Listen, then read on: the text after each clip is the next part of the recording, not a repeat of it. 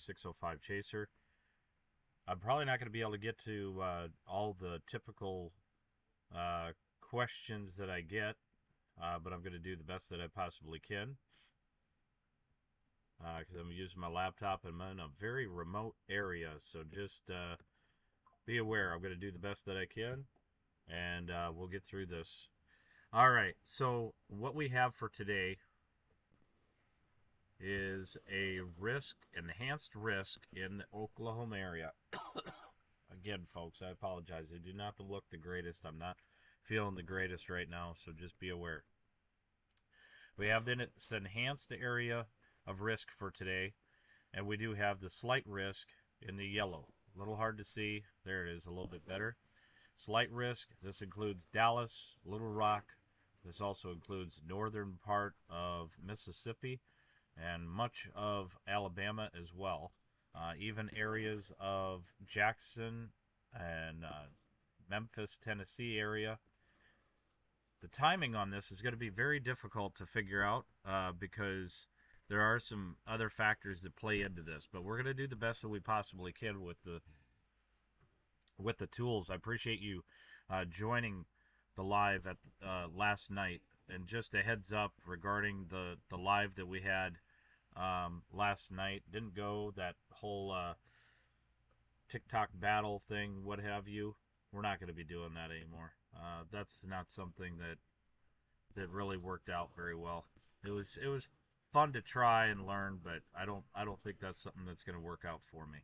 All right, so enough about that. Let's go get to the weather. All right, so here's the risks that we have for tornado activity and what's expected later today. We got that 5% risk.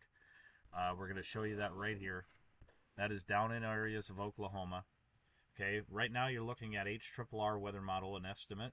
You can see off to my right the updates from the SPC, Storm Prediction Center. They have that enhanced risk. That goes into Oklahoma and Texas, and then the slight risk, like I said, goes over into areas of Arkansas and Mississippi and Alabama.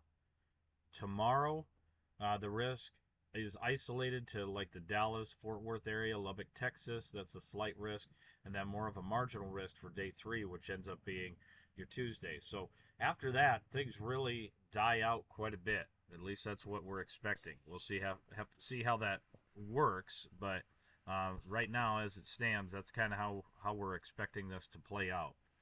Again, I only have one monitor at home. When I'm doing my lives, I have 4 monitors, so I only have my little tiny laptop. I shouldn't say it's tiny, but not a lot of my tools, so I can't move as quickly as I usually do. I guess that now my laptop matches my age. All right, so this is the risk for the tornado activity. Let's go ahead and break that down here for you with HRRR weather model and see how that's going to play out possibly. We're looking at 8 a.m. Central Daylight Time estimate, if this is going to play, hopefully. All right, so this is the 12Z update, and that's showing 5 p.m. Pretty significant storms expected in the area that I was talking about, like that Lubbock area. Yeah, see, this is spotty coverage. It's not bringing any of my stuff that I usually can bring in. The cities and all that, it's not even showing up. So, again, if you could kind of find your geographic area based on this outline, that's the best that we can do at this point. I wanted to bring something to you, but not the stellar quality that I usually have. This is a look at 9 p.m. Central Daylight Time. See if I can go to this area. No, not much better. Not much better there either. There we go. I'm just going to have to utilize that. So 9 p.m. it turns into more of a wind event, and then areas over into southern Arkansas, more of an MCS there as well. You can kind of see that outline right there. That's where we kind of see a southerly MCS that's going to be moving south. Trying to draw it as best as I can. Areas of Memphis, Hey, folks, I'm not going to be able to answer your chats, and I apologize. I don't. All I can see is the radar estimate loop that I'm playing through, as well as my Streamlabs. So I'll have to get to those questions uh, and try and answer them as best as I can afterwards. Again, this is a look at 8 p.m. We do see kind of 8 p.m. Central Daylight Time, the Memphis area. That's kind of where we're expecting that to, according to the NAM 3K. Let's go to the HRRR. It's going to be maybe a little bit better here. That's looking at, there we're looking at Missouri around 10 a.m. Again, these are radar estimates. Does a little bit better of a job down here into that tornado zone that we're expecting. So if you can see your counties, hopefully that'll help you a little bit. Around 3 p.m. Central Daylight Time.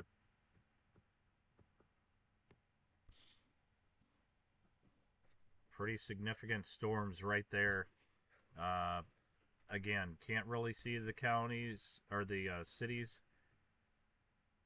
Very limited resources out here in the boondocks that I'm kind of, or not boondocks, that would be down south, but in the area that I'm in, very limited resources. So wanted to bring as much information as I could while I was on here. But you can see that whole line of storms. That's around 9 p.m. moving through the area. Right here. And those could have some embedded tornadoes, even all the way through 9 p.m. I wouldn't be a bit surprised if some of these could still pop up a few tornadoes here and there. Let's go look over into areas of southern Arkansas. We do see a couple of those spots right here around 9 p.m. Main thing is stay weather aware, and then areas of Mississippi into Alabama, we do see that right here. Pretty significant storm cell possible around 9 p.m. Central Daylight Time there.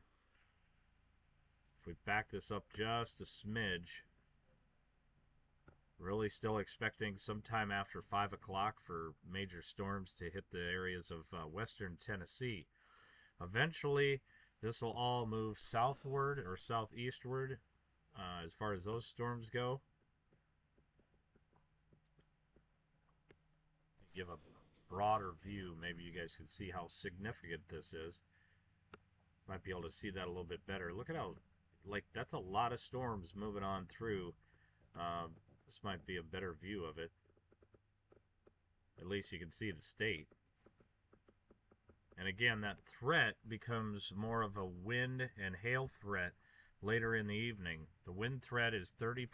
That's a pretty significant risk for areas shaded.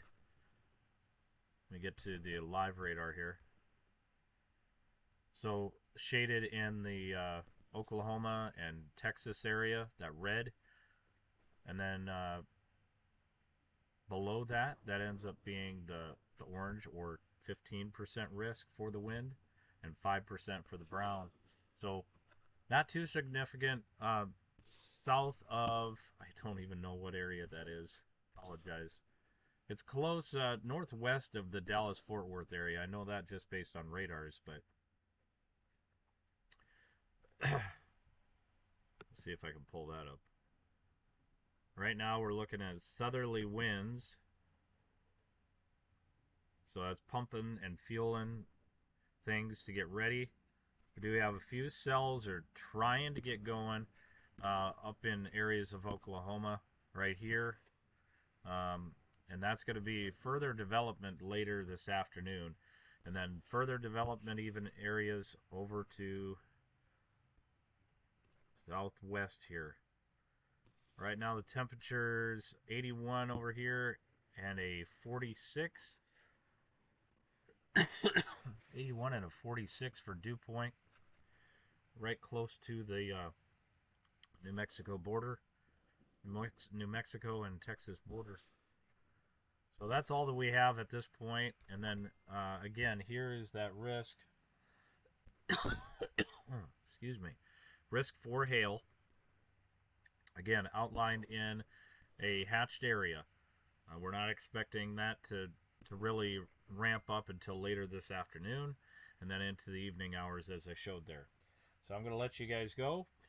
That's the latest update that I have. Again, not the stellar type of broadcast that I typically have. I'll try to answer your questions that you had in the chat. I'll go back and read through those as best as I can. But hopefully I can start feeling a little bit better. These allergies are kicking my tail, that's for sure. You guys have a great rest of your day. God bless. And I'll be back with regular lives